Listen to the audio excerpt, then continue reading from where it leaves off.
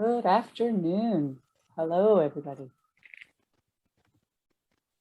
We're just going to wait for another minute or two just to see if any stragglers come into our meeting, and then we'll get started.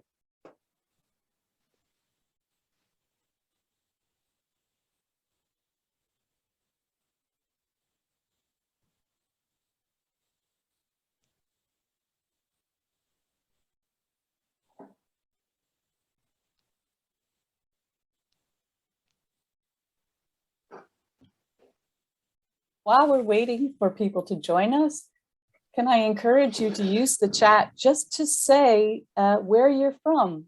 We'd love to see where people have joined us from for the meeting.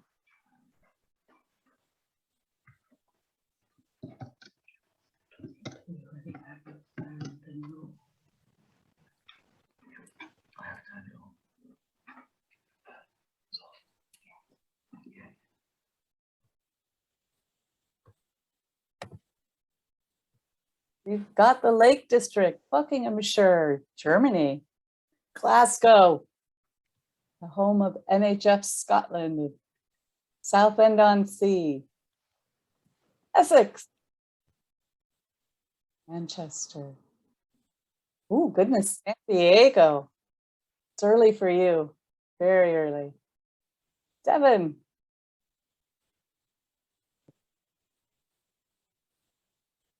Lovely to see everybody joining us.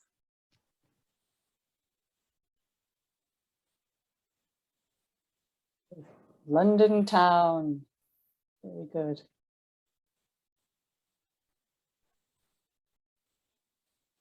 Yeah, great. Proud.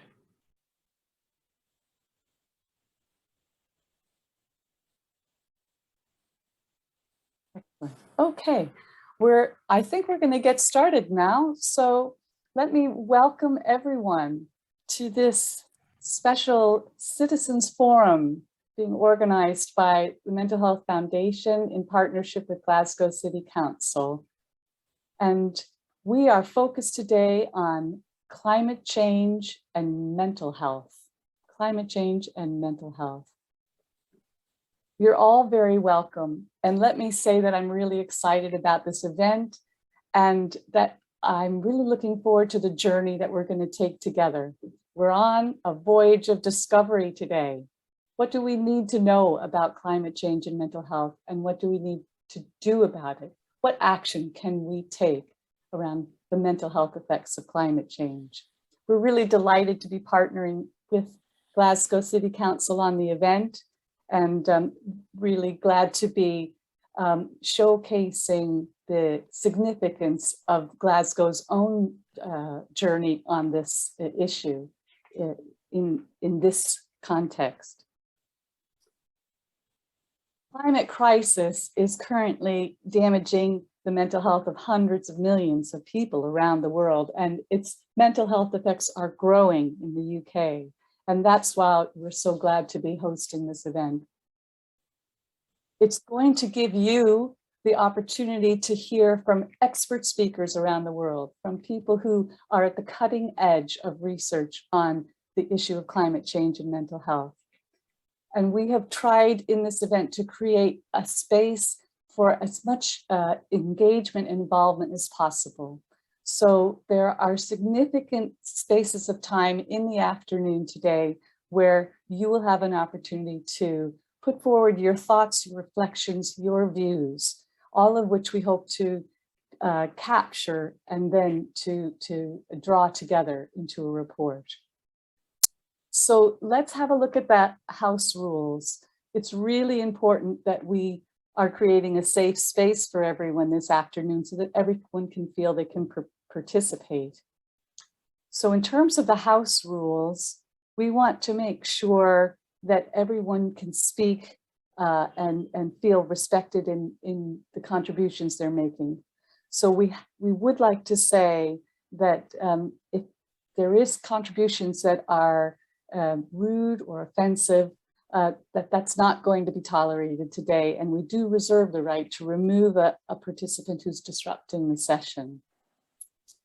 The whole event is going to be recorded. and the recording will go up on the Foundation's website. So that includes the breakout rooms. And while we really want to gather people's views in the breakout rooms and record people's contributions so that we can bring it all together into something to inform policymakers. And when we do that, people's feedback will be anonymized, so you don't have to worry about your feedback ever being your name attached to your feedback. But if for some reason you really feel uncomfortable about being recorded, do send a message to MHF Tech Support, and we will seek to have a separate breakout room that won't be recorded for individuals who are uncomfortable with that. This is a Zoom space. We wish we could be all together in person. The good news is that because we're on Zoom, it's a mask-free zone, so that's good. But we would ask you to keep your microphone muted unless you're a speaker and you need to speak. Also, we would really ask if you could avoid using the chat when the speakers are doing their presentations, because it can be distracting to them when they're trying to speak if there's chat going on alongside. We have, as I say, lots of space for discussion, so let's keep the chat free. Also, just to let you know, my colleague is going to put the helpline, some helpline numbers into the chat. So if during a conversation, the course of the afternoon, you really are feeling like you need to talk to somebody, we would really encourage you to reach out to these organizations like the Samaritans that are really great at listening, and they're available to all of us. Also, myself and another staff member are available if you feel like you want to talk about one of the issues.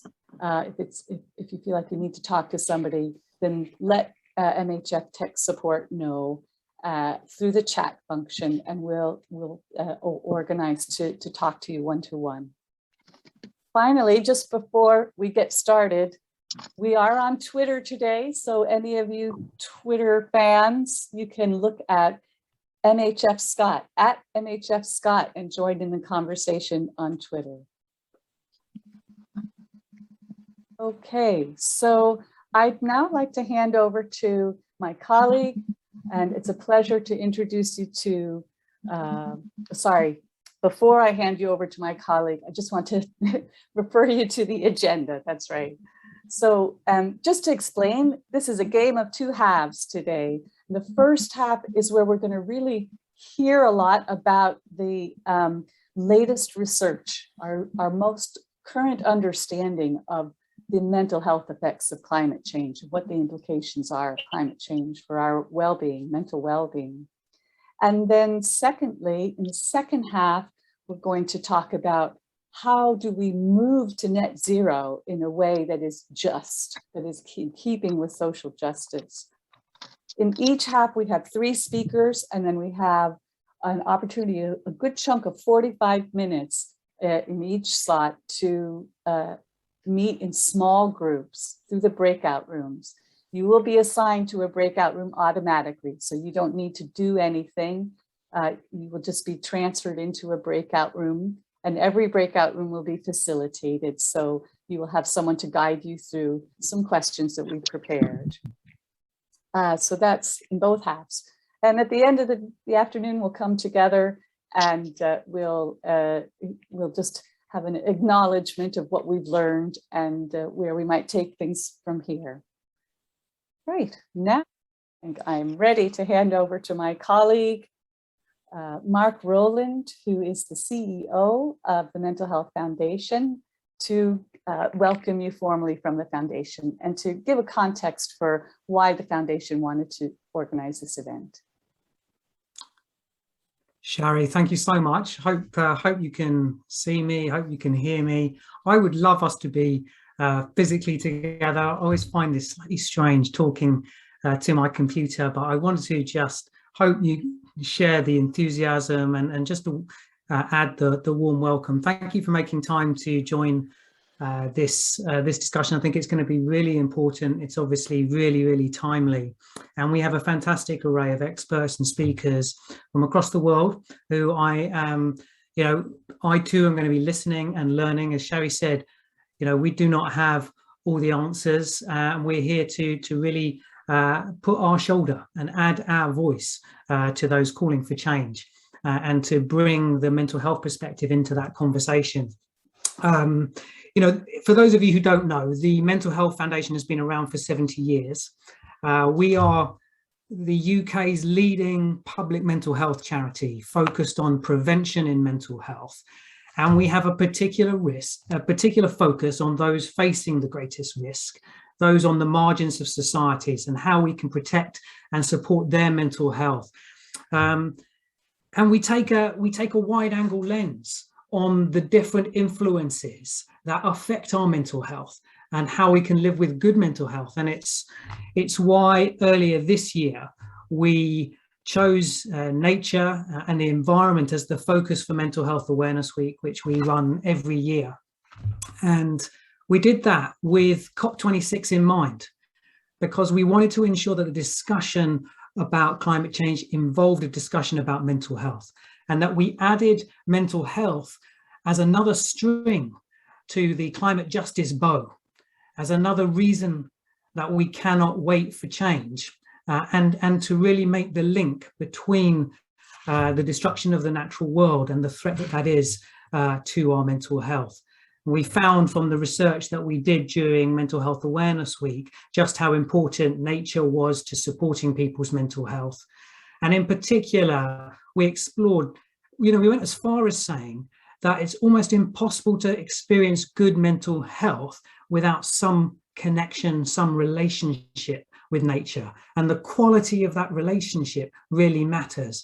And when you've got the extent of natural destruction and biodiversity destruction happening, that's a real threat to people's mental health. And we raised that at Mental Health Awareness Week, and I think it was a really important week. And it brings us on to today.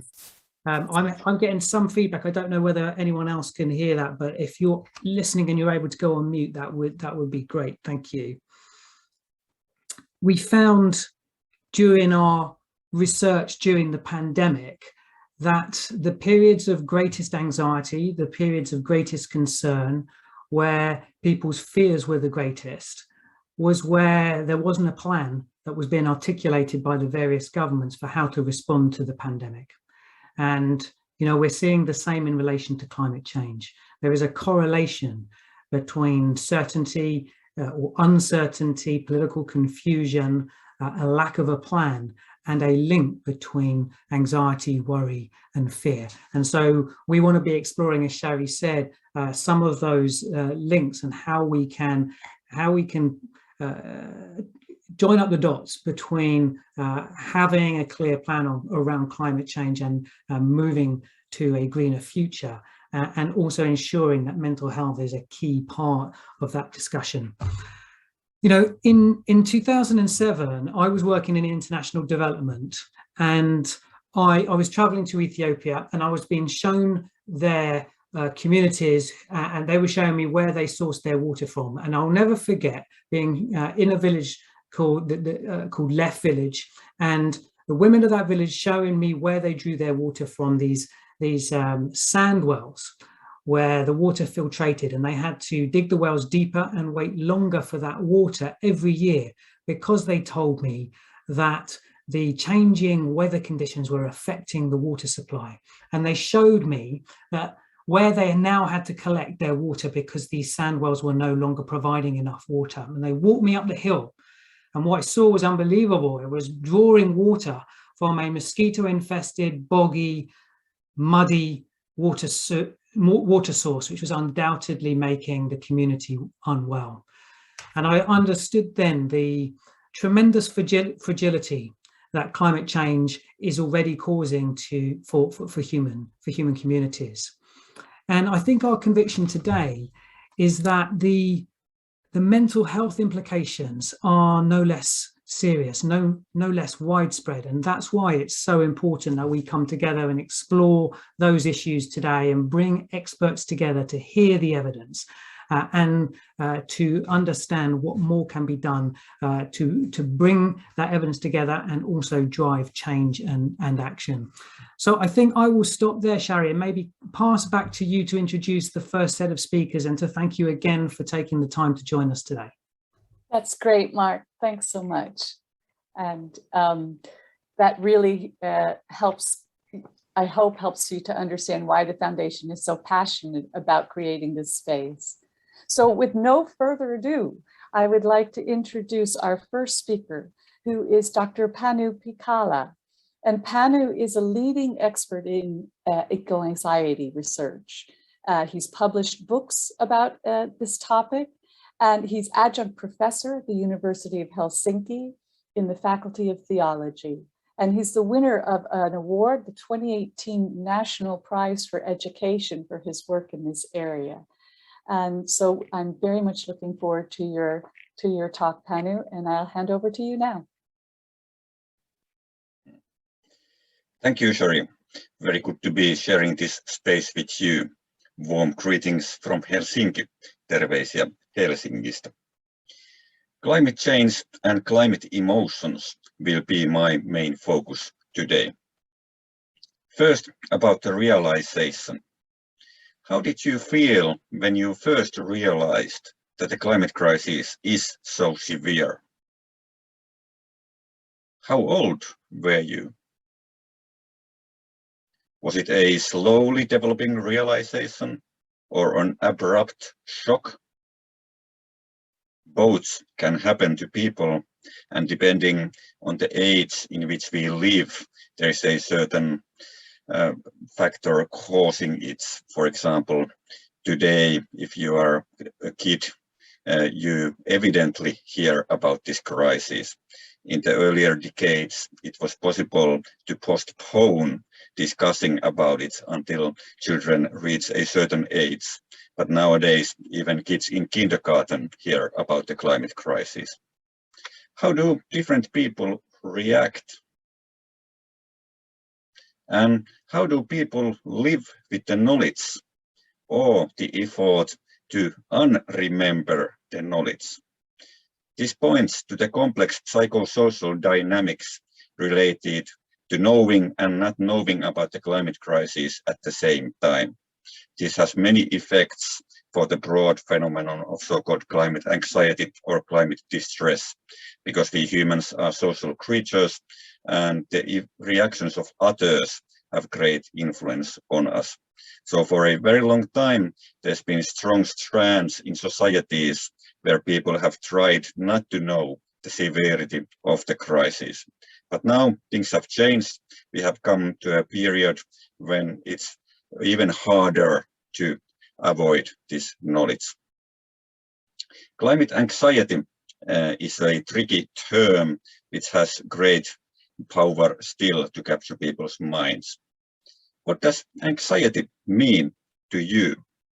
If you are coming from a mental health profession background, you may have anxiety disorders quite first in mind when thinking about anxiety. For some other people, the concept may relate to more everyday anxieties and worries. There are many different manifestations of so-called climate anxiety. Actually, all kinds of connotations of the word anxiety are present also in various people's experiences of climate anxiety. It can feel terrible and lead even to self-destructive behavior. But fundamentally, climate anxiety is a rational reaction to the very real crisis we are facing. So this multidimensionality of the concept of climate anxiety deserves our attention. Fundamentally, it is an adaptive reaction. The concept of practical anxiety can be applied here. It's developed by philosopher and emotion researcher Charlie Kurtz, especially in his book, The Anxious Mind. So as an emotion, fundamentally, anxiety arises in us when we encounter some kind of problematic uncertainty. we start to search for more information, think about what we should do, and very often there's motivation to try to solve the problem in one way or another. And this, I and many other researchers see as the core of climate anxiety and the broader phenomenon of eco-anxiety. People notice the threats. There is different kinds of uncertainties, for example, in relation to how do other people react, and then people are searching for ways to try to solve this problem. But because it's so huge, as we know, anxiety can easily become very intense. Now, several terms could be used here, also stress and distress, to name a few. There is a growing research data about these issues, and Professor Susan Clayton, a very experienced researcher in this field, will tell more about this soon. It can be also seen as a chronic stressor. Of course, the real cause of stress is the climate crisis, and then it burdens people. And this leads to a very important point. Increasingly, climate anxiety is interwoven in various life issues and social dynamics. So climate distress shouldn't be studied just in relation to so-called geophysical triggers. And one of the questions behind this happening today was the need to know more about how many people experience eco-anxiety or climate anxiety. And that is tricky because some people feel it very strongly and they can recognize it. Other people don't recognize it. And then for many people, it's one factor which is growingly affecting their well-being and functionality. It can be intensified by social disputes also, either in societal levels or in one's family, for example. And this often provides further stress. I will now move on to speak more about climate emotions. First of all, it has to be kept in mind that emotions are not problems. They can help us to react to what happens. There can, of course, be problematic instances when emotions do not serve us, when they become complicated. And adults need to support children and youth with difficult climate emotions. That requires us adults to face our own emotions, which can be tricky, and peer support and various institutional support is very important in that regard. I will briefly tell of some emotion-related aspects in a recent global research article.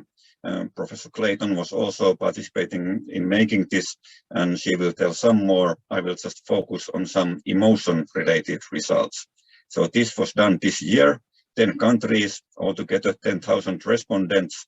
Caroline Hickman and Elizabeth Marks were the lead authors, and the 10 different countries can be seen here, and you can find information about them also later. So this graphic shows when all the respondents are put together, how many percentage of them answered yes to feeling certain climate emotions. Sad, 67%, and afraid, the same number. Anxious, 62%, angry, 57%, lots of powerlessness and helplessness, feelings of guilt and feeling ashamed, just to name a few. So there's a profound array of various, often quite difficult emotions. I will share some insights related to this, and this is closely related to the topic of this meeting. 67% recognized fear and 62% anxiety. This shows that there is much so-called eco-fear or climate fear, which is then again a very adaptive perception of what's going on in the world. So in addition to anxiety, we can also speak about fear. Sadness and grief were both prominent. This shows that the so-called climate grief is very common, but also that multiple words are needed to describe it. So many people resonated with the concept of sadness, and also different words still could be used in various languages. In my forthcoming work, I am just discussing differences between normal but complex climate grief and the more severe manifestations, which have been sometimes called climate depression, for example. And that dynamic is complex and needs careful evaluation. the climate crisis is going to last for a very long time, and it's going to be very usual that people have long and complex processes of grief and sadness. So it will be a challenge to navigate that landscape and not to pathologize too much climate grief, which is very understandable. Picking up some more emotion-related findings from the research article, 57% of the population recognized anger in them. So this was done among 16 to 25-year-olds. This shows that so-called climate rage or eco-anger is common. Fundamentally, it's related to moral outrage because of injustices. And this is a very powerful force for social change also. Of course, in general, the topic of anger and climate crisis can link also to, for example, raging over social media, which is usually not very constructive. But I think it's very important to notice that there is a profound and important dimension of moral outrage related to this climate anger or climate outrage. Third, 56 felt powerless and 51 helpless, which are, of course, very troublesome emotions. This is crucial in relation to citizenship and democracy, and these justice themes are, of course, very much present in today's meeting. These are also major components of so-called eco-anxiety, because if that's related to desire to solve problems, then feelings of being powerless or helpless to solve them increases intense anxiety. And there can be developed different ways to try to help in these situations. For example, on focusing on things that can be done, sort of chopping the problem into smaller pieces. 50% recognized guilt and 46% feeling ashamed. This points to the complex dynamics of so-called eco-guilt and environmental shame. Have the youth internalized eco-guilt and shame, or are they mainly ashamed because of the lack of adult responses? Based only on this research article, we can't know. Based on other research, there's been both kind of cases around. And of course, it's highly problematic if people over-individualize guilt and shame because of such a heavy structural problem. So recognizing and accepting both individual responsibility, but also the great need for social structural change is very elementary. Now for adult responses, how do various professionals deal with their own emotions about these issues? This points to the difficulty of empathizing with children and young people on an emotional level. What do we do with our own guilt, our own grief, and our own possible despair? These emotions are very much present also among professionals, and peer support and other support is needed. Where is our anger or our moral outrage? How do we maintain a sense of meaning amidst all the troubles? The whole range of climate emotions includes also empowerment, feelings of togetherness and interconnection, and feelings of being able to do something about the problems. So these are also crucial aspects, but in this 50-minute talk, I have focused more on the difficult emotions and tried to ask some questions which I think are central. But to conclude, I'll take a look towards this strange country in Northern Europe, Finland, where I come from and where I'm speaking at right now also. Land of 1,000 lakes and even more trees. In Finland, we've had public discussion about eco-anxiety since 2017. There's been cooperation between my research and Mental Health Finland for several years now. There is a climate anxiety report available online for those interested. We have run some facilitated discussion groups about eco-anxiety in general or climate anxiety in particular. And there's been much awareness raising among social and health sector organizations. We do have a national eco-anxiety project in the social and health sectors. This is the website of that project. It started in 2020 and then will continue for years to come. That's the address. Unfortunately, the site is only in Finnish, but that's a good motivation for everyone to learn some Finnish. There's information for both professionals and the general public. There's, of course, much validation going on, recognition of people's emotions and mental states, and lots of normalizing, which is very helpful for people. There's been experimentation with both online groups and live groups. And of course, the COVID-19 pandemic has caused much trouble for that. Education has been an important thematic area. And for Scotland and the British Isles, I would recommend close cooperation between the educational sector and the social and health sectors. I've written quite a lot about education also, and that's one of the articles available online, eco-anxiety and environmental education. Now, to conclude towards the future, there are people of all ages who feel climate anxiety. Even too young people feel it even more broadly and deeply. What is most needed is, of course, progressive climate politics, but at the same time, various kinds of social and psychological support is needed. And I very much welcome the motivation of mental health organizations in the British Isles to also deal with this issue more. Here I say kiitos, thank you in Finnish. There's the contact information. I can also be found in Twitter and several sites, and I'm very much looking forward to the conversations. Back to you, Shari. Thank you very much, Panu. And already you've given us a lot to think about and new ways, new frameworks for me to think about this issue. So thanks very much for your contribution. I'm going to move us from one side of the Atlantic Ocean to another side of the Atlantic Ocean. And we're going all the way to America, to Ohio, to have a contribution by Professor Susan Clayton of the College of Worcester in Worcester, Ohio. And Susan is another leading international expert on this issue.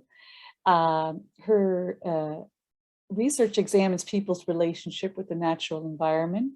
And she's written about the effects of climate change on mental health, and particularly about climate anxiety. And you'll be able to speak to us about this notion of climate anxiety.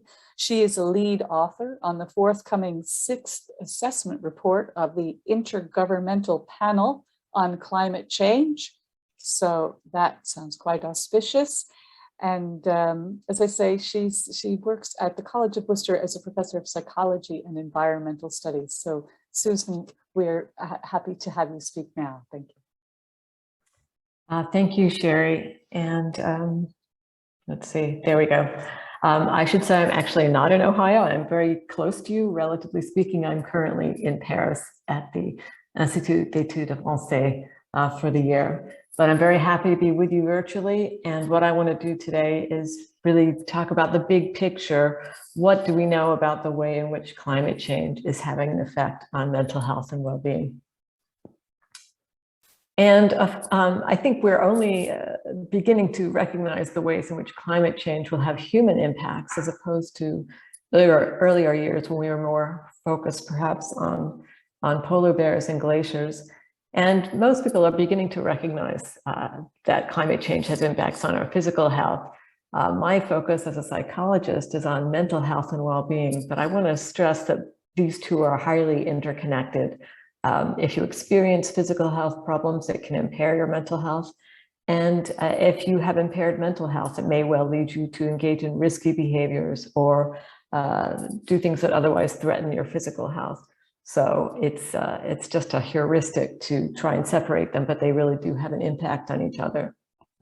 And I also want to point out that climate change works through multiple channels. We, I think, are very aware of the extreme weather events, the acute events that are one manifestation of climate change. But over the long run, it's the chronic gradual changes that are going to be the most serious, the rising temperatures, rising sea levels, melting glaciers, and so on. And then climate change can also affect us through indirect consequences.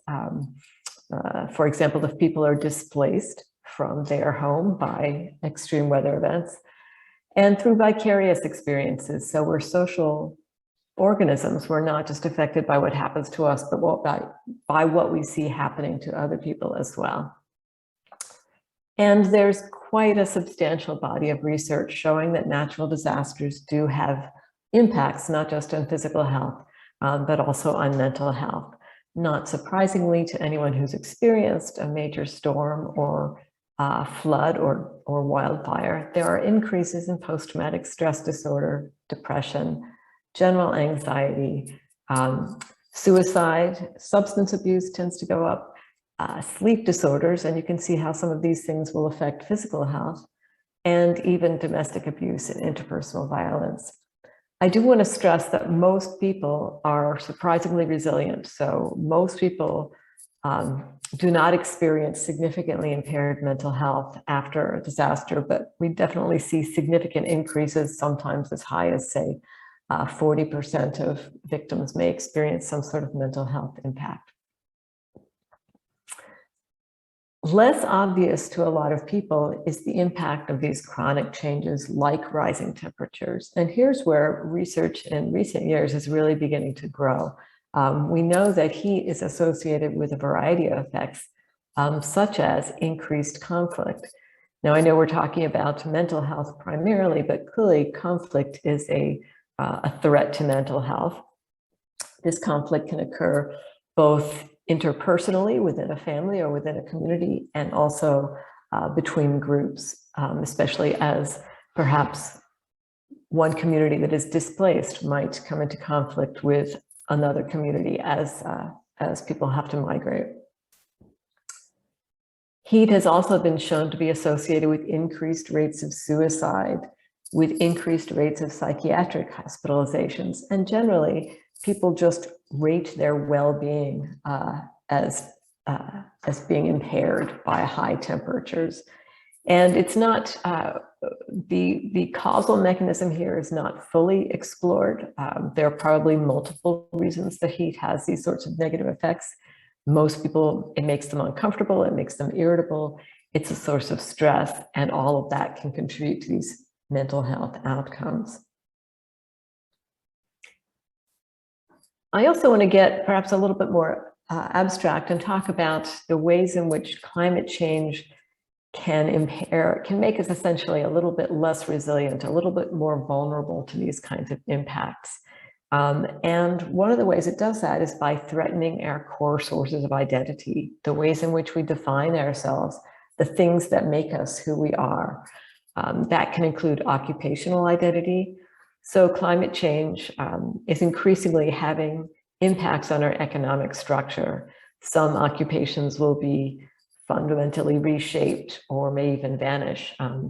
Things like agricultural workers, or perhaps people who work in tourism, first responders, all of them are finding the way they do their work has been affected by climate change.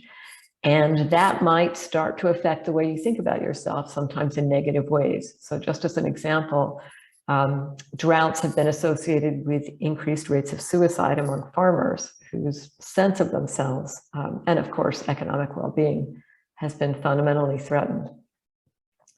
We also often have very powerful connections to place. It forms an important part of our sense of who we are and how we live our lives. So when the place you live in is substantially changed by climate change, or when you have to leave it because of the impacts of climate change, that too can undermine your sense of who you are, along with your social networks.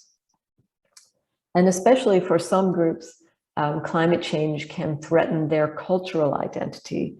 So this has been examined particularly with regard to some indigenous communities. Indigenous peoples often have very close connections to the local landscape. And when that landscape, when the local climate starts to change, it might make it more difficult for them to engage in traditional cultural practices and pass on traditional knowledge.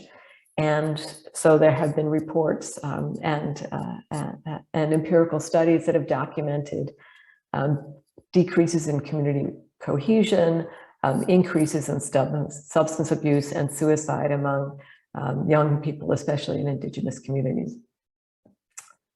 And it's extremely important to notice that, as I think maybe apparent by what I just said about Indigenous peoples, climate change is increasing inequity. Although some people like to think that climate change is kind of an equal opportunity threat, it's not. We already see a great deal of evidence that some groups are at greater risk and hit harder by the effects of climate change. So clearly, some peoples and some communities are geographically more vulnerable. They're living in low-lying areas, or they're living in areas that are subject to drought, or they're living in areas where they depend on glaciers for sources of fresh water. So that we see that, again, some countries and some communities have already been hit by the geophysical impacts of climate change.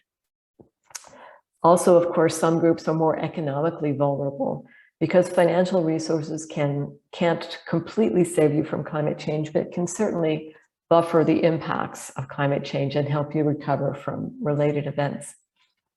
And that's true both within a country and across nations. And I think that's one thing we definitely see at the COP26 events and similar events, this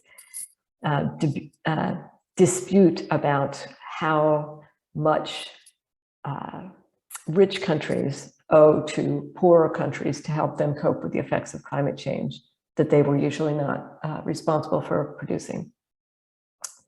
Some groups are more socially vulnerable. Women and communities within countries that are marginalized, they have less economic resources and less political power, and often that puts them on the front lines in terms of experiencing the direct effects more closely. And some groups are even more physiologically vulnerable. So often we see when there's a heat wave that the elderly are particularly vulnerable. Many times people who already are suffering from mental illness may be more vulnerable, partly because of the disruption to their treatment, partly because some medications actually make you more susceptible to heat, for example. And people with disabilities are often not fully considered in things like evacuation plans. Children are extremely vulnerable. And I highlight this both because it's true and because I think most of us have a sense that we have some responsibility to protect children, and we are failing in that responsibility. They tend to experience stronger mental health impacts after extreme weather events or other traumatic events. They can be threatened by disruptions to social support and educational systems. And if they experience these traumatic events and disruptions at an early age, there may be permanent impacts on things like behavior, cognitive abilities, and their ability to regulate their own emotional responses as adults. I want to return again to the idea that the ways in which we're affected by climate change can be because of what we see other people experience. And it can fundamentally affect the way we think about the world. So here are people who, in fact, did experience hurricanes. They're talking about how their perceptions were reshaped. They learn everything is temporary. They learn home is not really home. And this can lead to what Panu was talking about, anxiety and distress. Now, it's important to recognize, as Panu was saying, anxiety is not necessarily doesn't indicate a problem with mental health. It can be a very rational and helpful response. But when it starts making it difficult for you to concentrate or interfere with your ability to have fun or to work or to socialize or to sleep, that can be a threat to mental health. And people who report these experiences of impairment associated with anxiety tend to be those who have experienced climate change. And these are also associated with established measures of anxiety and depression. So returning to the study that Panu already told you about, an international study done just this last spring. We picked 10 countries around the world. And I just highlight this to show you that 45% of the 10,000 young people we studied said their worries about climate change were interfering with their daily functioning. And the bottom bar shows you the proportion who were extremely worried, very worried, moderately worried. And if you add up all those categories, it's over 80%. So the vast majority said they were at least moderately worried about climate change. So given these kinds of threats, given these kinds of impacts, I just want to say a few words about the need to promote resilience. Thanks, Susan, just to let you know that you're just about out of time. So just to let you know where we're at. Okay. All right. Well, I will skip then ahead a little bit and just say that resilience exists at both the individual level, where we need to help people deal with these kind of climate anxieties.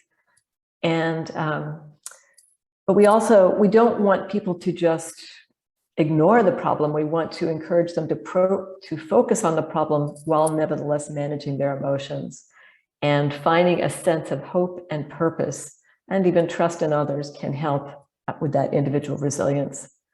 So climate change can provide us with an opportunity to improve mental health, not just respond to baseline, but actually think about how we can construct a better society where we pay more attention to the mental health of all of our members, and focus on positive changes to improve well-being. And I'll just close with this quote from The Lancet that said, and this was 5 years ago, countries should shift from thinking about climate change simply as a threat to recognizing that it's an opportunity to change the way we live, to change our societies, and to improve human health and well-being.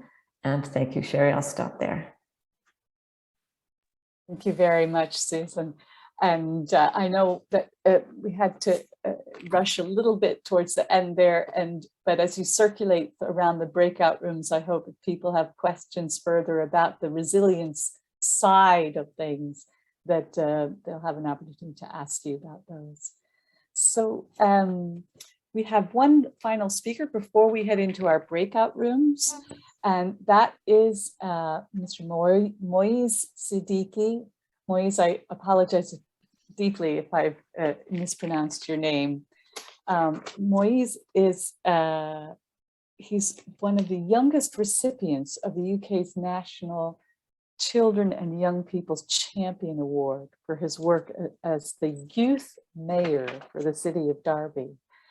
And he is really showing us how a young person can take a leadership role in this transition, in this context of having to cope with climate change.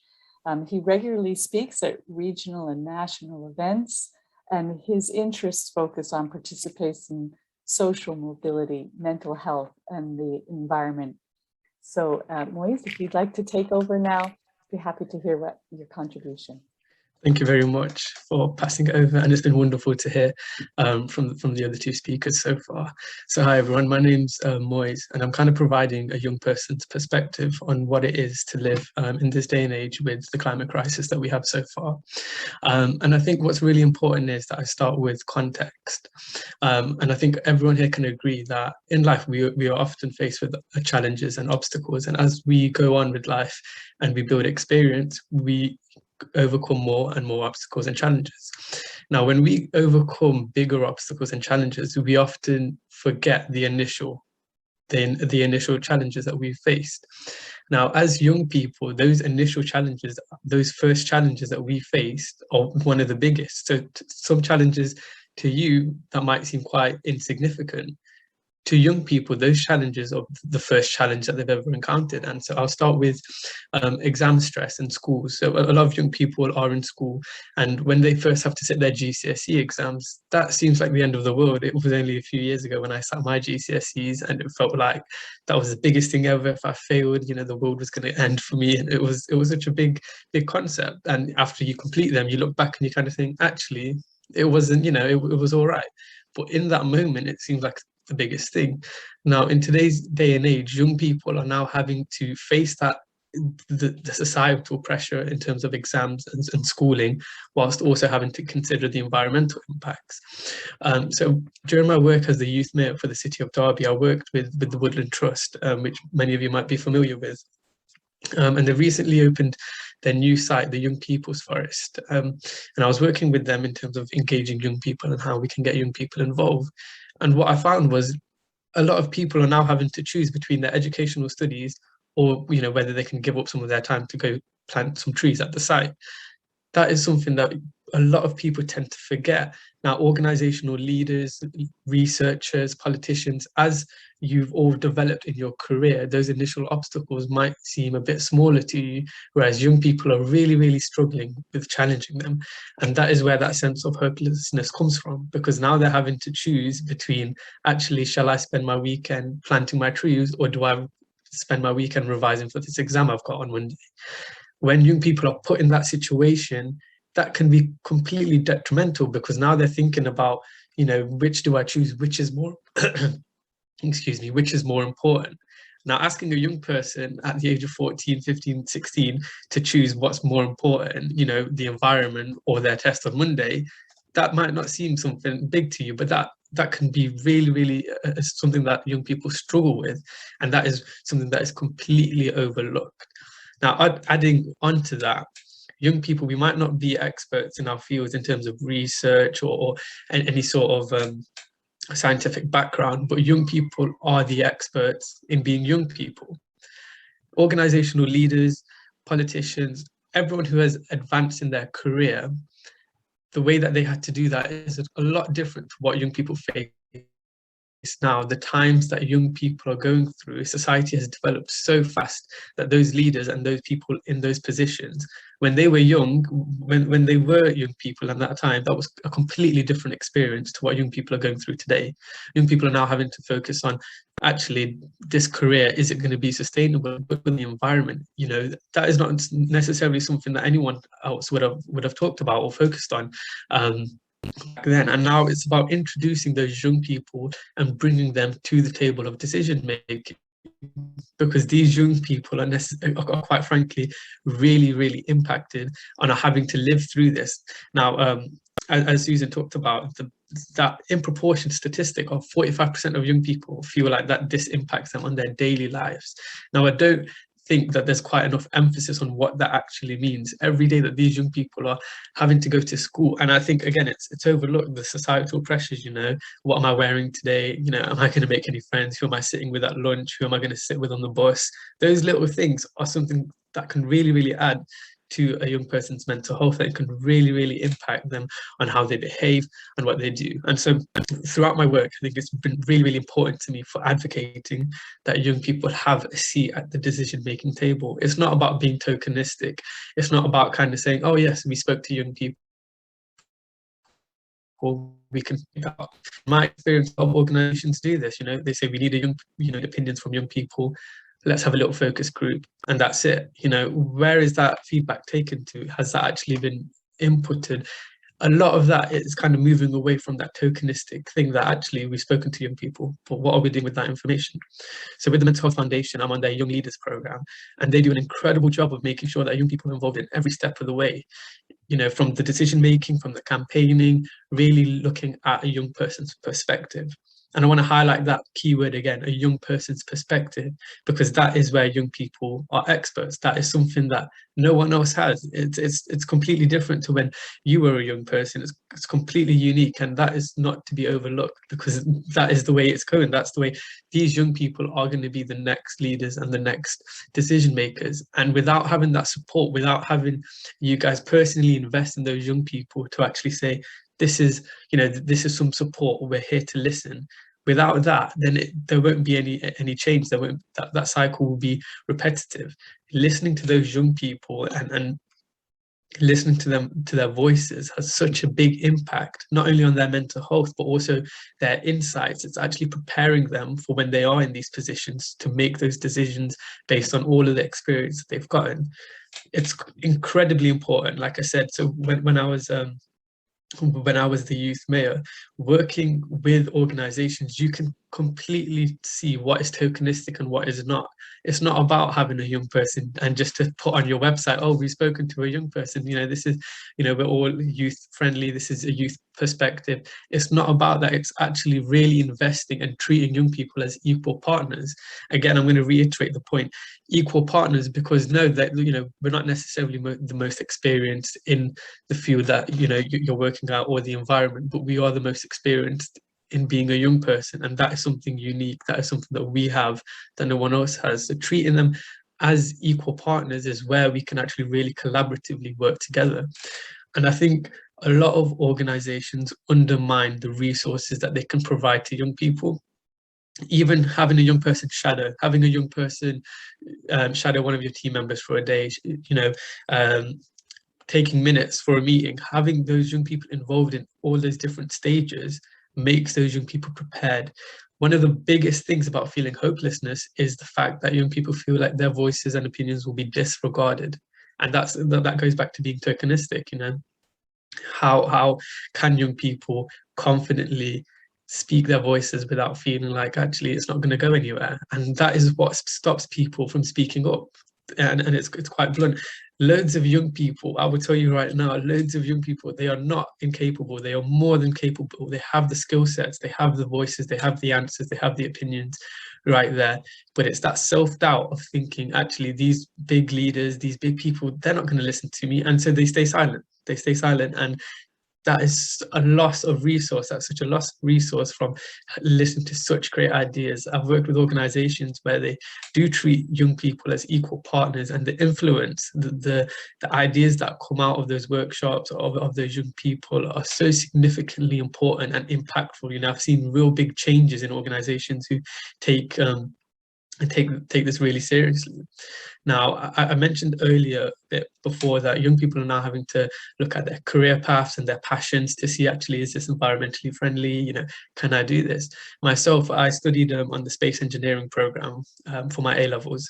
So my dream aspiration is to be an astronaut. And now I'm having to think, how can I justify wanting to fly off into space when looking at all of the environmental impacts? And so that's one of the key reasons that really got me into the environment, because I should not have to change that because I'm not being heard. And that's what really led to me. So here I am at 19, speaking here in front of all of you guys, really just urging you to think about where you can involve young people, because you definitely can. There's no job that you can name to me that can't involve young people. Like I said, whether it's minute taking, having a young person come into your conference, in your big decision making meetings, and actually say, can you take the minutes for this meeting? Incorporating young people in every department in your organization, wherever you can, even if it's just a little fraction, can have such a big impact. And so I'll leave with my favorite quote, which says, do not tell me that the sky is the limit when there are footprints on the moon. So thank you everyone for listening, and back to you, Shari. Yes, that was so inspiring. Thank you so much for bringing your voice to us today. And I have to say, when I work with young people, I always feel they're way ahead of me. So I'm just trying to grab onto the coattails of the great intelligence that comes forward from the young people I work with. And you're a really good example of that. Really helpful and important contribution to today's conversation. We're going into breakout rooms, and I'm going to suggest that we steal a little time from our breakout rooms. So I'm going to suggest that we do the breakout rooms for 40 minutes and then have a 5-minute break to get back on track. Okay, so I'm hoping we'll be back on track at 10 to 4 here.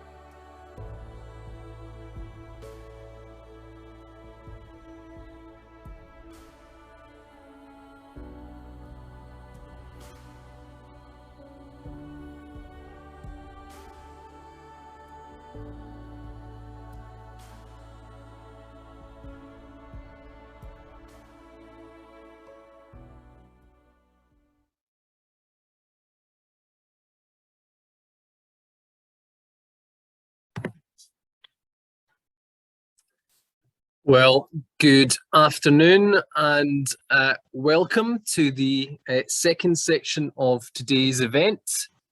My name is Tony Giuliano. I'm the policy manager at the Mental Health Foundation.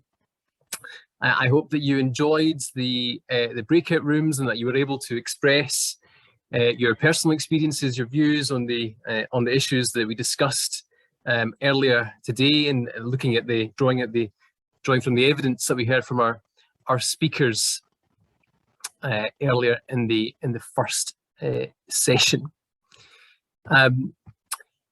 So we're now going to move on to the second part of the event, which looks at just transition. And this particular part of the event is important to us because the psychological scars of the 1980s, the deindustrialization of those years, they're still visible in parts of Scotland to this day. And research is really clear that the social, the economic, the political realities of those years. So our status as COP26 host has been an absolutely incredible platform to tell Glasgow's story to new audiences, a story of a city that continually rises to meet our challenges. But it is a story that we tell with honesty as well, because actually our challenges are what makes Glasgow the ideal host for this most crucial of COPs. As Christiana Figueres, who's the former UN Executive Secretary and who was the midwife of the Paris Agreement, said of Glasgow in a recent interview, we are a city in the process of decarbonising. We are in many ways a quintessential city in transition. And the challenges that we face are also shared by hundreds of our urban peers across the planet. So it follows then that the solutions to our challenges in Glasgow can be solutions for the world as well. And as we make our pitch for support in the decade ahead, that's actually not a bad place to be. On several fronts, Glasgow is already leading much of the world. And I don't say that in a self-congratulatory way, because actually it's something that should give us the confidence and courage to know that this dynamic and innovative and compassionate city has what it takes to be a pioneer in a sustainable future for all of us. And that word transition has undoubtedly become one of the defining terms of this era. But of course, transition has defined Glasgow for several decades now. Perhaps we approached it through a different lens or recognised it in a different way, but how we have sought to move on from the legacies of our high carbon past has been and continues to shape Glasgow's economic and social context really since the last 40 years. And of course, you know that already, but it never does any harm to remind ourselves Glasgow was that titan of the industrial age, but also among the first to suffer from the ravages of deindustrialisation, with industry and employment giving way really to dereliction and abandonment in many communities. And of course, we've re-emerged from that, but legacies of that past, both physical, economic, social, and in terms of well-being, still hang heavy over many Glaswegians.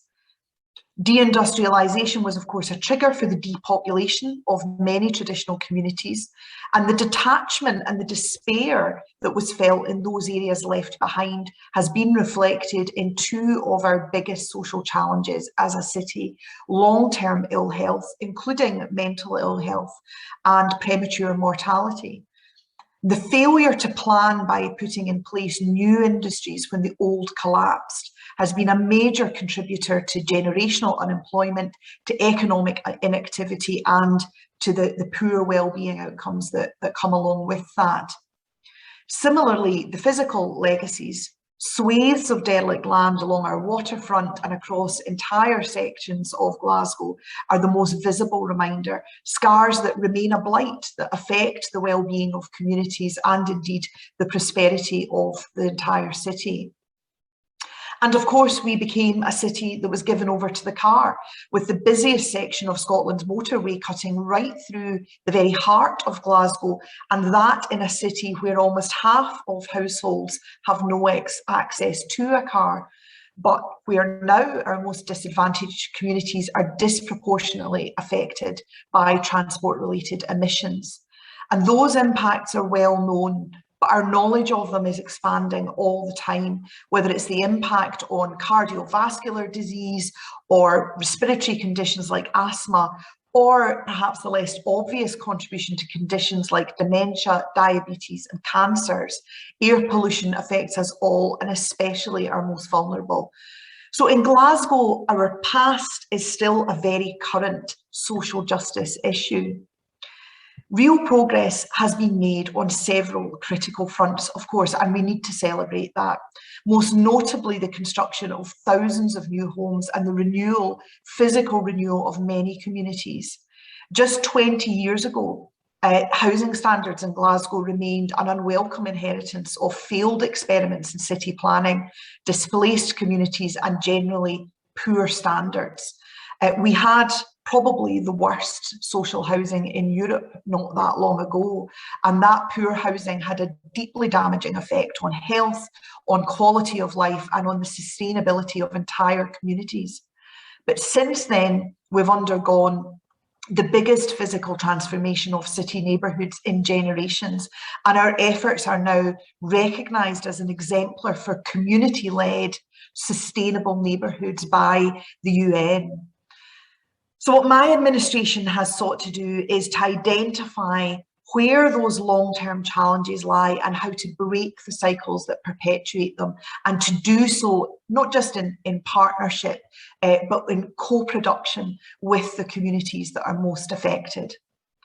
So for example, we came to see that the traditional focus on employment in the years following deindustrialisation, where the view that was that any job was better than no job, really didn't reflect the reality of the experience of many Glaswegians. It failed to recognise the insecurity, poor pay, limited opportunity, and in-work poverty that was endemic across several sectors in Glasgow, or the barriers to skills, training, and opportunities. So we made it our priority to put in place the building blocks of an economy that works for all of our citizens, and that puts tackling poverty and inequality at the heart of sustainable and inclusive economic growth. So that includes fair work practices, providing digital skills training, high quality and indeed affordable childcare, and addressing transport and connectivity access to employment and training. And it's been a source of pride, I have to say, that the most significant inward investment actually that has come into Scotland since the 2008 crash, and is on a scale that actually we've rarely seen. We've secured commitments within that hundreds of jobs be ring-fenced for disadvantaged workers or for those who have a disability.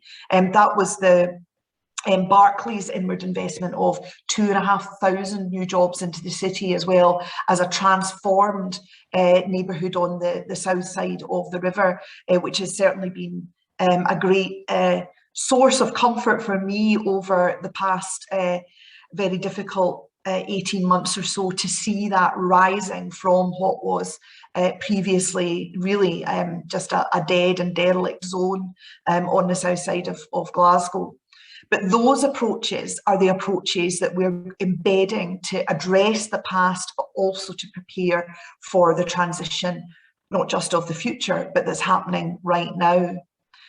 And our confirmation then as COP host in late 2019 provided us with really that incredible and indeed enviable opportunity. And there are many other city leaders who have told me candidly how much they envy the opportunity to really push our transition to a cleaner, greener, healthier Glasgow front and centre of our priorities, and make sure that it's mainstreamed through everything that we do. It really gave us the momentum to accelerate our activity around that.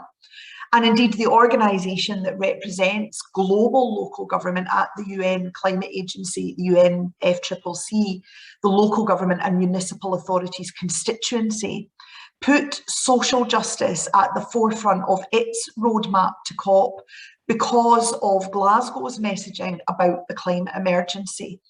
And what they've called the Glasgow message of ensuring that climate justice and social justice are indivisible was ratified at the 5th anniversary event for the Paris Agreement last December. So the world has already taken notice of what we're doing. Of course, we knew that climate change had and will continue to detrimentally affect our poorest and most disadvantaged communities and individuals the most. Just as on a global scale, it is the people of the global south who have contributed least to climate change, who are on the sharp end of the loss and damage inflicted by it. So that is true also within cities like Glasgow. And we knew from our recent past of the necessity of planning for transition. But as I say, COP gave us that accelerator and the leverage that we needed to make things happen and to really help us shape and plan for that legacy. What we hadn't foreseen, of course, or planned for was a global pandemic and the impacts of that. And I don't think there's any need for me today to explain to you why we need to ensure that our building back greener and fairer from COVID, that transition must tie in with the just transition to a net zero future, or how COVID recovery is also an opportunity for fundamental change. I suspect you know all of that already. In short, though, we don't need to reinvent the wheel, be it through that inclusive economic growth agenda, whether it's our community wealth building work, whether it's our work on the social and circular economies. There are already policies of action and results adding real substance to what has become a political cliche of build back better. Our task is to accelerate those and to make sure that we deliver those in tandem with our response to the climate emergency at pace and scale over the next crucial decade. Putting people front and centre in any discussion about policy and future planning should seem obvious, but it's probably all the more remarkable then that the global discussions on the biggest issue of our times too often have failed to do this. And so much of the conversation around climate and transition, carbon neutral, net zero, the targets, the dates that are the focus when communicating climate issues, they can really seem irrelevant to ordinary people, to their lives and concerns. It's understandable that people might feel a sense of remoteness from that. The next decade, as I said, is going to be absolutely critical in putting in place the essential measures and interventions that Glasgow needs to make as a city to make our contribution to reducing global temperatures and to mitigating and adapting for climate change for our own citizens. They will be physical, they will be structural, they will be economic. They will, in effect, shift the entire systems that urban places like Glasgow have relied on over a number of decades now. It means changes to how we get around the city, the types of vehicles we use, changes to the physical nature of our streets and communities, modifying all but the most modern of homes so they better hold heat and that they no longer rely on oil and gas. It means much more of the city being given over to trees and nature. It means greater opportunities for walking, cycling, wheeling, huge changes to our economy and our labour market. And it is about ensuring that people know and have the ability to work with us and shape a climate agenda that is about making their city healthier, more attractive, providing more opportunities and generally being a better and healthier place for people to live. I want to round off with just a few examples of what we're doing to address the challenges of both the past and present. Probably for the first time in our history, we know to a significant extent what the future needs to look like. Unlike in the 1970s and the 1980s, our people must be ready this time. Our previous transition was the definition of unjust. This time it must be a just one. So we've called upon the expertise of our partners in universities and colleges, indeed the whole education sector, to help inform the policies that are going to translate the principles of a just transition into reality. We need them to help develop economic strategies that are focused on skills and on pathways for all of our citizens into the high quality jobs of the green jobs of the future. We need to identify emerging needs and respond to them. And we're going to unveil some of that roadmap actually very much in the days ahead. The report is in its final stages just now. And crucially, we know that while we are equipping our young people well in many ways through the promotion of STEM subjects and the individual digital devices they've been provided with, we need to give equal consideration both to those who are already marginalised from the labour market and those who are employed in sectors that are going to become redundant, ensuring that they too have the translatable skills and opportunity for the net zero future. There's also our green print for investment that we launched a few weeks ago, which comes under the heading of our umbrella Green Deal, Glasgow Green Deal, which is out for discussion and ideas from citizens just now. The green print is a prospectus spanning £30 billion worth of investment and development and interventions, which are the key interventions that we know we need to reduce our emissions at scale over the next decade, to adapt and mitigate climate change and to protect communities from its impact. It is about modernising the entire urban systems that the city is based on. It's also, though, about addressing those deep-rooted social challenges, whether they're fuel poverty or poor transport connectivity, all at the same time stimulating the city economy and recovery in a way that is focused on fairness and well-being. So the plans include a £10 billion retrofit of about 430,000 homes across the Glasgow City region, utilising the Clyde to power new district heating networks, capping the M8 to reduce air pollution, to connect the city, reconnect the city and create high quality public realm. We've got a plan for improved connectivity, transformed connectivity, in fact, across the city region with the Glasgow Metro, an entirely new mode of transport that we are currently working on the feasibility for with Transport Scotland. And every one of these proposals crystallises the interconnectedness of these agendas, climate and social justice as conjoined in Glasgow as they are anywhere. In this COP, we have collectively a historic opportunity to launch the sustainability revolution, one with social justice at its heart.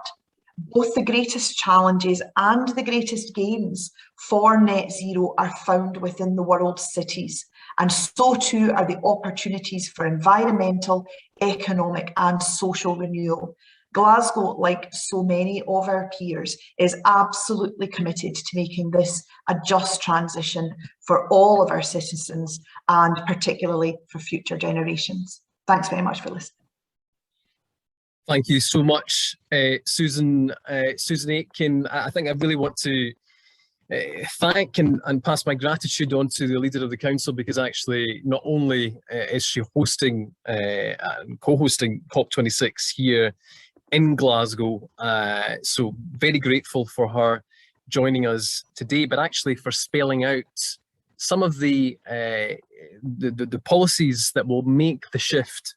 And these are precisely the kind of policies that need to be implemented to make that difference. So we've went slightly over time, but actually I felt that it was necessary to hear from the leader of the council on exactly what the plans for the city are. So thank you very much for your contribution this afternoon. And I'm going to move on swiftly to our next speaker, who is Dr. Gary Belkin. Dr. Gary Belkin is the founder and president of the Billion Minds Institute. The Institute aims to link mental health with problems of great scale, specifically to the climate crisis and to safeguarding sustainable societies through a humane social climate. So without further ado, I'm going to pass over to Dr. Gary Belkin. Thank you very much. Just checking you can hear me? Great, and you can get to my slide, thanks. It was great to hear from Susan first. You know, this vision of a city that nurtures is really essential, not only to do the repair work of the damage of a fossil-based world, but to enter in a caring way into the sort of social norms and forms that we need to be better stewards of a sustainable environment. You know, we talk at different levels about this notion of mental health and climate change, and often get stuck at the level of the great expansion and escalation of damage and suffering to individuals, and how do we address that and meet that need. But we also talk about the sorts of things that Susan talked about, the damage to social systems and connectivity and social ties and well-being that we need to be good caretakers of as well. And my basic thrust in work that I'm going to describe, and the plea that I have, is that when we think of mental health and climate change, is we think about how the mental health system has to change, its knowledge, its position, its resources, its methods and tools, its role in policy has to change to be part of this nurture project. How do we have to change? Go to the next slide. All the work that we're talking about, and some of the specifics that Susan mentioned doing locally in Glasgow, you know, often speak to hardware stuff, you know, new transportation systems and new sources of energy and new ways of producing things, manufacturing things, and that's, you know, this hardware stuff to get out of the kind of hardware and economic relationships that have just, you know, generated intense extraction, commodification, poisoning, dividing, stunting, but not just of physical things, but has done all of those extracting, commodifying, poisoning, stunting of social things, of the social good, of the public good. And so repairing that is not just high-level hardware changes, but also needs deep attention to social change, to taking care of the social climate. In part because a lot of that kind of work has to happen at the ground level as a ground game. It's not a high policy game. It needs the stuff that local neighborhoods do and find in their collective impact and potential to do together. And so that means we need to invest in the social climate and take it seriously. And that means, in the way I've sort of schematized it in this diagram, is if we want to succeed on the left-hand side, have a regenerative ecology and biodiversity, and the sorts of vibrant webs of life that fuel that on the left-hand side in nature, we have to similarly build the kinds of a balanced, steady state of universal well-being and economic and emotional wellness, as well as a vibrant civic society that finds its collective action and collective efficacy. And those two are mutually reinforcing. And I guess I see the discussion about mental health and climate change having to be relevant to building out that social climate. What does mental health work contribute to doing that? We talk a lot about, again, the sort of individual suffering, damage, illness, et cetera. So it has to be expansive and far-reaching to meet that.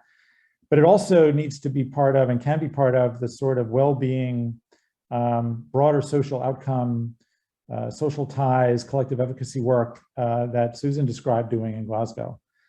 And then finally, I would add what it also needs is to challenge social norms and to reimagine what it means to re-nurture not just nature, but to re-nurture society. Because without a regenerative and resilient social climate, we cannot be stewards and owners of a regenerative and resilient natural climate. So next slide. So for us mental health folks and for the mental health field to contribute to those three levels of individual repair, social well-being, and reimagining social norms and purpose, one thing we have to do is really remap our purpose. We have trained ourselves as a field, and we have trained the general public and policymakers that most of what we do is in the lower left-hand corner, episodically, intermittently, taking care of people already damaged by the world out there, to return to it. And what we really should understand, is that mental health promotion, recovery from illness, are part of this larger task of understanding that people need psychological resources to do everything we talked about, to come together to solve problems locally, to endure the challenges that we have, to collectively challenge the lack of justice and inequity that has sorted out who has faced most of the risks of the extraction, commodifying, poisoning, dividing, et cetera, that a fossil regime has brought. Psychological resources are needed for that, emotional resilience, ties, and so forth. So our mission and our toolkit needs to meet that purpose of population-wide mental well-being and resilience as a necessary part of policy and action, and doing the ground game work of restructuring the hardware. Next slide. So how do we do that? Well, we start by, I think, and one way that I've started doing that is to look at ways that we actually change where we work, where the work and tools of mental health get deployed, really reimagining and respatializing it. This is work I did when I was Deputy Health Commissioner in New York City, in an effort where we trained non-clinicians, clergy, childcare workers, job training program counselors, homeless shelter staff, teachers, peers, parents, to do evidence-based skills in care of acute illness, symptoms, distress, as well as the work of promotion and prevention and resilience building. And this map is not just an abstract sort of schematic diagram. These are geocoded locations across New York City where we put initiatives that did exactly that, put these skills in the hands of other people in other places. None of these are mental health clinics. These are job training programs, houses of worship, schools, et cetera. And so respatializing the work that way also brought more of government into the work of emotional resilience and of expanding the capacity to reach the unmet demand of individual needs at the same time. With some of the sampling of some of the city agencies, from youth and community development to criminal justice, the Department of Education, to the Mayor's Office for Administrative and Children's Services, Police Department, all now became co-partners in that capacity building of at the ground level to do this work of mental health promotion. Next slide. So that respatializing the work not only helps me further upstream and really capture much more realistically the huge volume of unmet need that will only grow as we face the future, but also starts literally connecting the work with these other social spaces to contribute to the larger goal of promoting overall well-being and social ties and social strength, to help flourish in many ways, including to do this groundwork of economic and environmental transition. There are frameworks and investments and thought out methods and allies in how mental health work can be part of that larger project of other people's outcomes, of broader well-being and promotion in where we live, such as these Sustainable Development Goals. Here's a schematic that sort of crosswalks almost a theory of change of these high-level economic, neighborhood, social and cultural characteristics and conditions and goals that both downstream impact emotional and mental well-being, but also where the opposite can happen, that building out some of that expanded real estate and ground game for promoting mental health and well-being can move upstream to be part of the shared work of improving these other outcomes. The next slide. Work on social determinants of health obviously has made a similar kind of paradigmatic shift in thinking about the work of mental health connecting up to social factors and being part of benefiting from the downstream improvement in social factors on mental health and well-being, the ongoing interactive work of that. Next slide. Donut economics, sustainability economics, sustainability science that thinks about social foundations as the main purpose of our economic systems, building social foundations and public goods within ecological ceilings, as this diagram or donut shows, as where the economic space should really work, as well as the red showing how the current economic system overreaches and breaches both of those ceilings, either in terms of ecological change and damage or in underinvestment and collapse and deficiencies in the social foundations. So I bring these up to invite the mental health community to implore the mental health community to more deeply and thoroughly and committedly shift its paradigms, its investments, its science, its workforce, and its authority and policy and expertise to these other purposes of well-being and community change. That work recognizes how important the social foundation is, and so we need to learn how to bring it. Part of it is bringing it in that kind of dispersed way and working with communities in a very embedded, dispersed way. But there are many other ways as well. And next slide. Some work that I've really found nice summaries of very concrete laundry lists of what the behavioral sciences, mental health practice,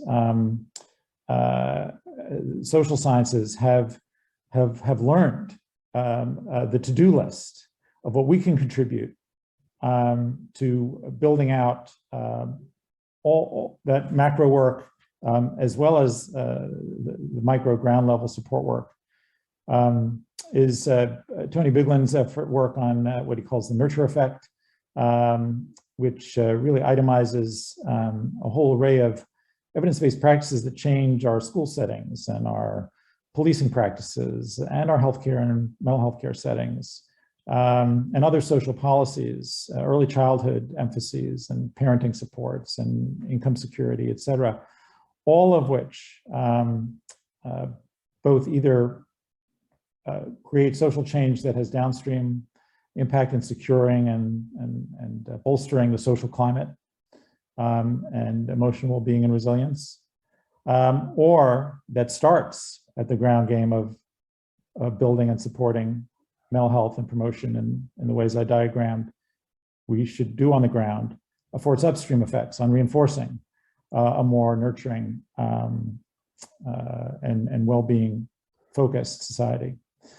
And then finally, Sally Weintraub's recent book, The Psychological Roots of the Climate Crisis, which, and both she and Tony really take to task neoliberal economics in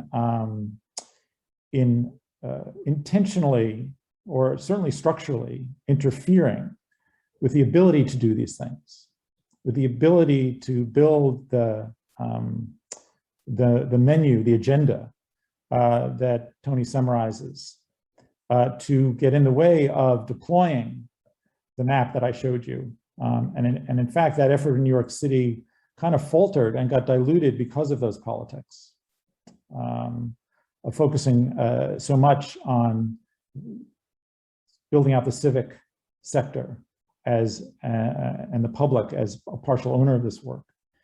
You know, both of these mental health clinicians or researchers have started from a place of of psychological roots and an emphasis on caring and building caring from the ground up, from the individual out.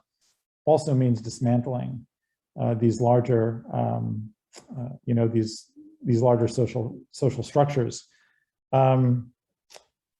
You know, we are not going to, and Sally's book, I think, was more pointed about, was especially pointed about this, is that we not only have to participate in really changing the way we work to meet individual needs and to be part of this larger other people's outcomes, social well-being building, but we have to be part of renorming our social norms in the direction of supporting caring practices and caring culture, or nurturing practices and nurturing culture.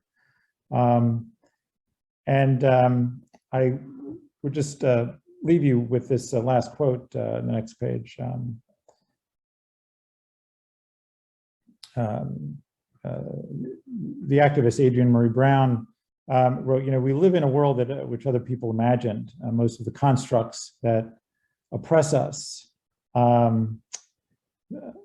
are taught to us as facts. They seem like facts, but they're taught to us as facts. They're actually evidence of someone's prior historical imagination. And these ideas were imagined before being practiced and made solid and made tradition and made powerful. And they're not the most beautiful things imagined in human history, but they are the most violently upheld. So if we're going to change to a situation where the things I described, where mental health works very differently with communities and works differently with other social projects and social change to enable us all to get through and to change in the years ahead and decades ahead, we need to also do the work of reimagining what caring societies look like, so those conditions for care flourish. And that means we are in an imagination battle. And that is something that mental health folks know about, how to cultivate, how to engage, and how to articulate. And so we should join in and do that. Thank you very much, Gary. I think your plea for a shift towards public mental health will resonate with a lot of our participants here today, in particular the work that you did in New York City and the work around task shifting, task sharing. I think will particularly resonate with a lot of people here today. So thank you very much for your contribution. And we move on to our final speaker for this segment, our final speaker for this for the event, and I'm going to introduce Dr. Michael Mikulovic from Glasgow Caledonian University, a research fellow at the Centre for Climate Justice, whose research is guided by the concepts of climate justice, adaptation, and resilience. Michael. Thanks so much, Tony. Can you hear me okay? Perfect. So hello, everyone. Thank you very much for the invitation. And today I've been asked to reflect on the linkages between these big concepts we're discussing today of climate justice, just transition, and mental health. And actually, that requires some serious reflection on my part, because we usually don't make those linkages in our daily work, which really is quite telling that, you know, this is definitely an area that requires more attention. So yes, I work at the Center for Climate Justice at Glasgow Caledonian, and I'm very happy, just like Susan, to be in a city that's hosting COP26. It's a huge honor and huge responsibility. So so very happy about that. And probably I don't have to go over this, but just to set the stage really quickly, in terms of the climate emergency, we know that the last 6 years have been the hottest on record. And according to the World Meteorological Organization, the current emission trends to cause warming are kind of projected to cause warming of 3 to 5 degrees Celsius by 2100. Now, as of this week, we know that the pledges by different countries at COP26 will, if met, will take us down to 1.8 degrees, which is quite quite encouraging, but we still have to get down to 1.5 or below that. Climate change will have significant environmental and socioeconomic impacts, obviously. That's a given in terms of food security, biodiversity, disasters, and these impacts will not be equitably distributed. So some populations and regions are more at risk than others. For example, the Arctic region and least developed countries, most of which are located in Africa, sub-Saharan Africa, to be specific. So given all this, we know that a transition away from fossil fuels is urgently needed. That nobody is questioning that, nobody at the right mind, at least. And so, so we have this concept now of just transition. So this is these are two cartograms that I like to show my students to introduce them to the concept of just transition and climate justice. Cartograms are basically maps that show a different parameter than land mass. So the top one is the proportion of historical greenhouse gas emissions per country, and below is the percentage of global population in each country that lives in absolute poverty. And I like to show these two cartograms to students because if you look at the United States and Europe on the top one and on the bottom one, you can see that there's definitely no overlap, and same for Africa, for example. So that gives you a hint that wealth is correlated with burning fossil fuels and producing wealth, essentially. So this is something that is a problem that is highly inequitable at the global level between countries in this case.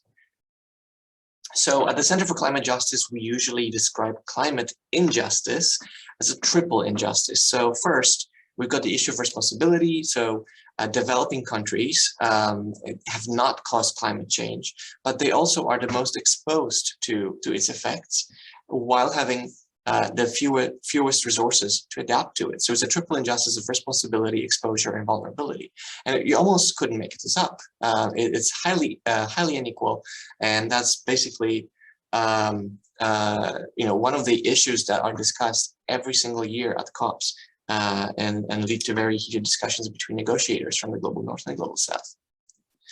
So the way I look at climate change personally as a researcher, as an academic, is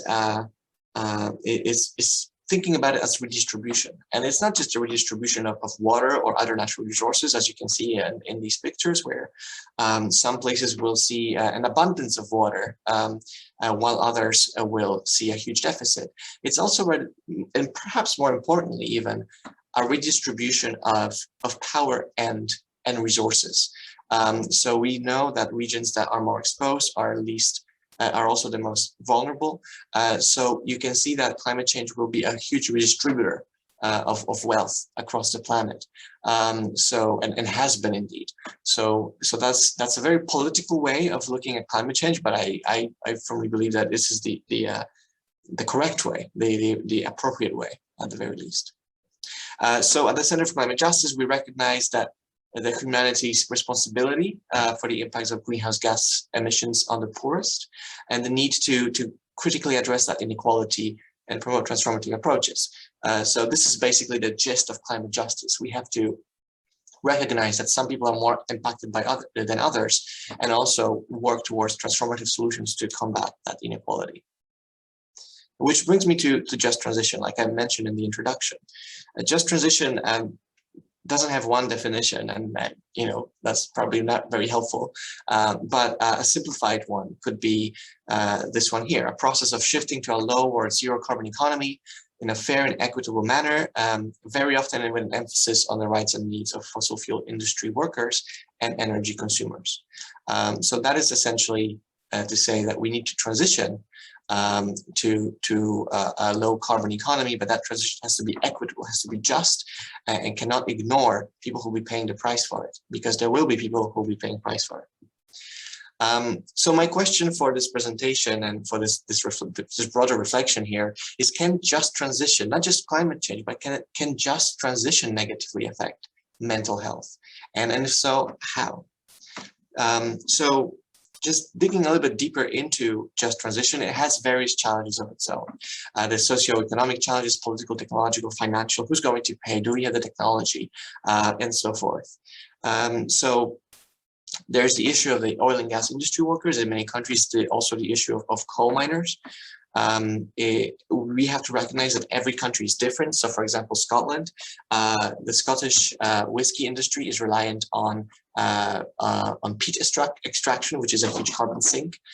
So extracting that peat definitely negatively adds to Scotland's carbon balance.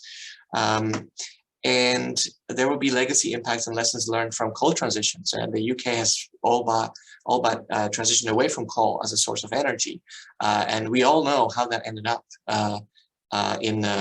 specifically in cities like Glasgow or in regions like Northern England, North Yorkshire, and so forth. So the question here is, what are the effective mechanisms for this transition? And in Scotland, we had the Just Transition Commission, a commission that came up with a report recently to inform the government's work in this area. And we know, based on this report and other research, that we need to reinvest in communities linked to traditional industry. We need to focus on skills retraining. And that retraining has to be very participatory. We have to listen to the needs and expectations of workers who are basically told to change their sector, their line of work. There are also other vulnerabilities and burdens to consider, like Susan mentioned, generational unemployment, long-term mental health. All this enters this conversation. And an example here is the rising electricity prices or gas prices and retrofitting costs.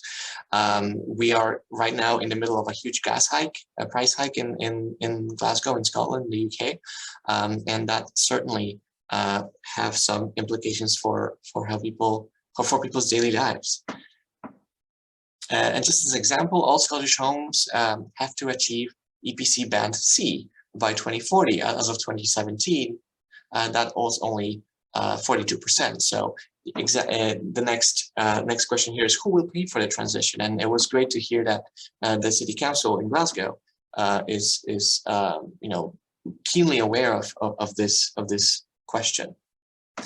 And within this context of rising electricity and gas prices, we have this concept of fuel poverty, and fuel poor households spend more than 15% of their income on heating alone, and other energy needs. Basically, their monthly electricity and gas bill is 15% or more of their income. And in Scotland, that number of households is about a quarter. So you can imagine that, you can see this is a very big issue. Now, let me transition really quickly to climate change impacts on health, and kind of zooming in on mental health. So usually research distinguishes between physical health impacts of climate change and mental health impacts. And in terms of the mental health impacts, these are some examples that have been identified. Acute stress, PTSD, strong emotional reactions, helplessness, guilt, anxiety. Also, drug and alcohol abuse is also interrelated in this context. So you can see that, probably a lot of people wouldn't connect these issues to climate change, but indirectly, definitely that that is out there. We have evidence for the existence of these issues because of climate change. And in terms of the impacts of climate change on mental health, I'm not going to focus too much on this, but there are direct impacts, and you can see the examples here. Direct impacts is when a disaster, for example, strikes and you lose your home, or you have to evacuate, and it's about the aftermath of this traumatic experience. There's also the indirect impacts, which don't relate to an in-person lived experience of climate change itself, but talk about how people react to this awareness of the reality of climate change and the huge burden associated with it, the psychological burden associated with it. And this stunning statistic from Australia is, that 25% of children honestly believe the world will end before they get older, shows you how big an issue it is for younger generations. And I'm going to skip this. This is more of psychological and showing how anxiety is a psychological response to threats. But if you look at in the lower right corner, you can see all these different psychological terms that researchers, psychologists have come up with to explain how people react to this awareness of climate change and knowledge about climate change. So it's a very much a growing field. So in terms of how just transition, going back to specifically just transition, how can it affect mental health? There's plenty of ways. And like the other speakers mentioned, it's not just about individual experiences, it's about the impacts of climate change and just transition indeed on social systems, on social cohesion, social networks, and so forth. It's a very broad issue. So this is not an exhaustive list, or these are considered case studies, basically. So eco-anxiety among children, like I mentioned, many young people believe that the world will end due to climate change, and one of the reasons for their anxiety, and depression, and other mental health and well-being disorders and effects on well-being is whether this transition will come soon enough, because we are bombarded nonstop about this urgency of climate change, and recently in 2018 we've been given the 12-year deadline. So creating that kind of urgency, it probably is good for policy work and galvanizing support and finance, but it also has a mental toll on people who, like us, like people, younger generations who are constantly listening to these conversations. Now, there's the issue of retraining and changing jobs, probably the more obvious one. So there's the decision of early retirement versus learning new skills. So oil, gas, and even mining jobs are very specialized, and it's not a matter of putting somebody in a different job. You need 1 to 2 years to retrain somebody to do a proper job in a green kind of, when they have a green job, let's say. So changing your line of work, especially at a later stage of your life, is a very stressful and difficult process. And there's the issue of income insecurity and family issues entering here. So definitely huge impacts, potential impacts on mental health and well-being. And then there's the issue of rising energy bills. Just transition ideally will not happen with rising gas prices. And if it does, there should be policy instruments to kind of smoothen this growing curve of rising energy prices and bills. So very important to note here that the impacts will be felt more acutely by poorer households, because their energy costs makes a bigger proportion of their incomes. As I mentioned, in 2019, as of 2019, almost a quarter of Scottish households were in fuel poverty, and about 10% were in acute fuel poverty, which is even more dire. And so just to wrap up, I would encourage everybody to look at Just Transition with a lot of hope, but also with the recognition that it's going to be socially disruptive. It's going to change people's livelihoods, social networks, social systems, and so forth. So it's going to be a disruptive process. That's something that we have to start from. And the impacts of climate change on mental health that I mentioned, the indirect and direct impacts, can be compounded further by a poorly planned transition. And certainly there is evidence of poorly planned transitions out there, specifically in the UK, but not only. So we can definitely learn from the past here. So in terms of ways forward, we have to ensure that overlapping risk factors are considered. It's not just about clean energy, it's about unemployment, it's about education, health, and well-being. We need to ensure that vulnerable individuals and countries are not burdened with the price for transition. And that's true in Scotland and in Malawi. Ensuring that the costs and benefits of the transition are distributed fairly among all. For example, we know that access to solar panels and electric cars is not equal. It's based on income. So is there anything that we can do to democratize that access? Ensuring every stakeholder is recognized and equally involved in the decision making. That comes without saying, really, but it is important to involve the people who will be affected by this, rather than coming in hot and saying, well, we know what you need. You need to retrain into a solar panel job, which might not be of interest, which might not be, for whatever reason, feasible.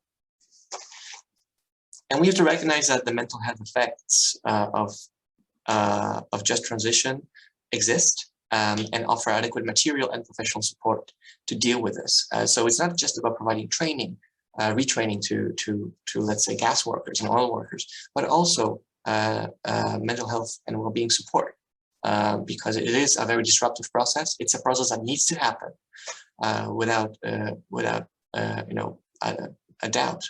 But it also needs to be facilitated, and it needs to be underpinned by very robust programs and projects to preserve people's mental health and promote their well-being. So I think that's it for me. Thank you very much, and over to you, Tony. Thank you so much, Michael, for this presentation, which actually spells out some of the harsh realities, I think. And you talked about hope, which is important, and we need to retain it. But actually, this is going to be difficult. And I think your last slide in particular spells out some of the policy implications that we really need to explore and ensure that we bring them all back to the well-being agenda and why all of this is connected to well-being and mental health. So your last slide is actually pretty perfect for us to go straight into our breakout rooms. I want to thank our three fantastic speakers this afternoon for their contributions. And we're going to explore now, we're going to consider some of these issues, in particular some of the issues that Michael talked about there in his last slide. For example, who pays for it? How is it going to affect people's current livelihoods? How are future livelihoods going to be affected? How are communities going to be affected?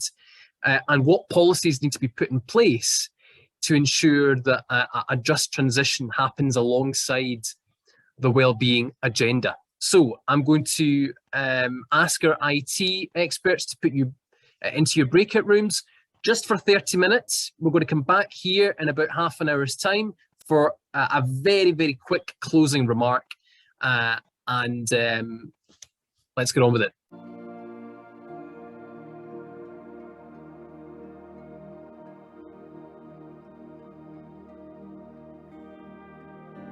Right.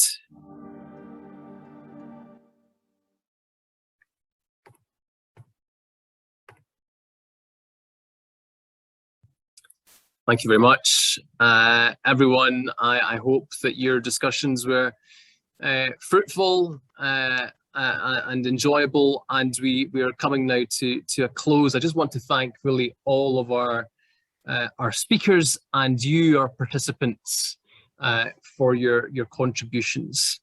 We will collate all of these contributions into a report that will be published on the Mental Health Foundation's website in due course. So we can certainly draw your attention to that report once it is published. Now, I'm going to hand over to Lee Nifton for our final remarks, our director of the Mental Health Foundation here in Scotland, and he will close this afternoon's event. Can I thank you as chair of this segment for your participation in today's event, which has been fantastic and very informative. Thank you very much. Lee Nifton. Oh, thank you, Tony, and thanks everybody for staying. It's been quite a long afternoon, but a really, really rich discussion. My job really is to do three things, and it's firstly to thank you as delegates for contributing your ideas, and I really would like to thank our foundation team across the UK who've worked really hard to pull this together. But the main thanks go to our speakers, Panu, Susan, and Moyes on climate anxiety. I think you showed us, that climate anxiety, despite many people's views, is real. You showed how it affects our young people and our vulnerable people the most, and that future trends around migration and conflict and environmental disasters are only going to worsen this. But what I really did take from this also was the idea that if we can harness that sense of moral outrage and, alongside this support, resilience amongst you young people and a wider community, we can harness that concern and anxiety as a force for positive change.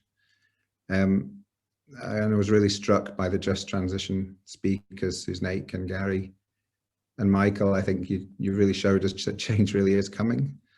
I was really excited by some of the glimpses that Susan showed about what I think she described really as a sustainability revolution in the city. And if you can do it in Glasgow with the M8 running through it, you can do it anywhere.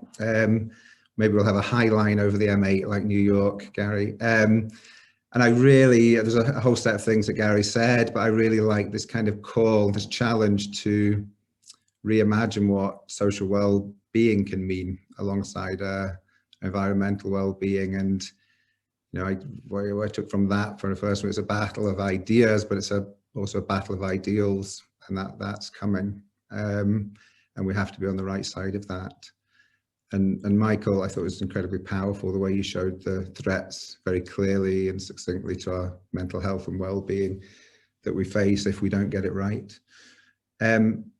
What's our commitment as a foundation? We've got great links with the city, across government, and much of this is outside of health and internationally. So our commitment is to pull our own research together with the insights from speakers, but also the ideas, wisdom you've produced in those sessions, and make sure that the report that we produce reaches the right people and engages with the right people.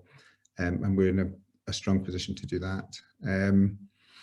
I'm notoriously bad for talking too long, and at 5:27 on a Friday, I'll try and avoid that. But I have to say, a personal reflection, I found a lot of the last session quite emotional. I moved to Glasgow when I was 18 to study public health, and we know what wider UK policies have done to Glasgow. It's a modern day horror at points. The fact that people will die 10 years younger because deindustrialization was handled so badly. And we know that people will live with lifelong conditions and poor well-being for maybe 20 years longer than the fellow citizen. But my family migrated down from Fife to the South Yorkshire mining villages, and they're a real microcosm of what happens when they moved away from coal. If you don't do that well, if you don't get that right, those small communities are riddled with violence, with conflict, with poverty, and my relatives are all still there, and many victims of a political culture and a way of working that doesn't do this right. So in Scotland, there's a huge amount to gain and there's a huge amount to lose. And so this is such a timely event, and I thank you again to our presenters for really sharing this with us. And thank you, Tony, Shari, Keith, Naomi, but also all my UK colleagues for doing this. And since it's probably our last public event, Tony, thank you for your 5 years working with us, and congratulations on your new role. And we'll sure we'll work together as we go forward in the future too. So thank you, everyone. And that's me.